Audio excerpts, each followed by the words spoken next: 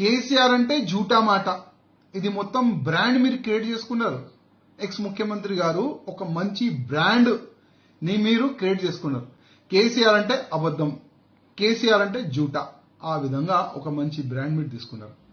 X ముఖ్యమంత్రి గారు, నేను అసెంబ్లీ సాక్షిగా ఒక మాట అడిగిన, అసలు కేంద్రం నుంచి ఎన్ని నిధులు వచ్చినాయి, ఏదైనా హిసాబ్ చెప్తారా, వైట్ పేపర్ డిక్లేర్ చేస్తారా అంటే మీరే అసెంబ్లీ సాక్షిగా కూడా అబద్ధం మాట్లాడినారు. 0 వచ్చింది అని అప్పుడు కూడా మీరు అన్నారు.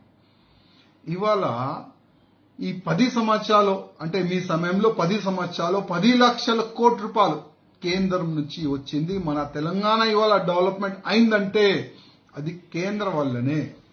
మర్చిపోయినారా? డబుల్ ఇంజన్ గవర్నమెంట్ వస్తేనే తెలంగాణ బాగుపడుతుంది.